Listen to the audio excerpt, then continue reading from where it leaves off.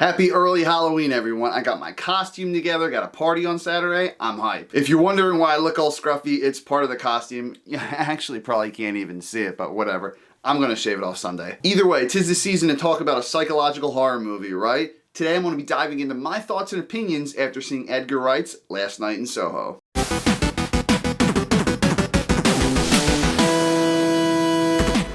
Weirdly enough, I got to see this for an early screening on Wednesday at AMC, but come on guys, really like one day to me is not an early screening. I mean, at least have it a week or a few days or something. Still happy I saw it though. The film stars Anya Taylor-Joy, Matt Smith, Terrence Stamp, and Thomasin McKenzie. You probably heard me mention that name before in some other reviews. She's been in M. Night Shyamalan's Old, Taika Waititi's Jojo Rabbit. The girl is going places. Her character is an aspiring fashion designer named Ellie, and she's just obsessed with the style of the 1960s. She moves to London for school, and every time she goes to sleep, she's put into the perspective of the 60s singer. Sounds like a great dream, right? But unfortunately for Ellie, the dreams of the past start to crack and splinter into something sinister. Immediately, when I saw the trailer for this, I was intrigued. We got an all-star cast, directed by Edgar Wright, who's done Scott Pilgrim, Shaun of the Dead, Baby Driver, and so many more hits. He knocked this one out of the park. I could definitely see his signature handprint, if you will, on the movie. You have the amazing soundtrack, stylized special effects, and even a moment or two with this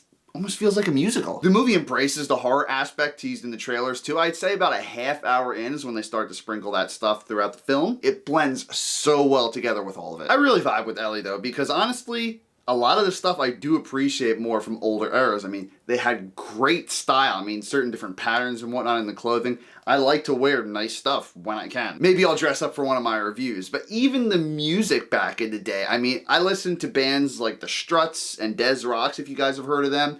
And those are highly reminiscent of music from the 60s, 70s, and 80s. So a lot of the stuff about me is slightly reminiscent of the past. I mean, I am 30 now. Enough about me. Edgar Wright's depiction of the 1960s is complete perfection. Everything from the colors and the pop culture references, even down to the way that people danced and the way seedy businesses operated back then. Also, there's a fair amount of humor in this. Nothing like Scott Pilgrim level, but little moments here or there. Ellie's fellow classmates are like the typical stuck-up party bitches. They go to a bar and on the ground level is like the party scene, you know? Where all the cool kids and younger people are at, but Ellie just straight up goes to the bottom where all the old people hang out. I'm talking like old, like 50, 60, 70, like, you know what I'm talking about? Even when she's at a party and they got bumping ass modern music going on, she's got her Beats headphones in and some dude comes up to her like, hey, what are you listening to? Takes her headphones away, puts them on his head.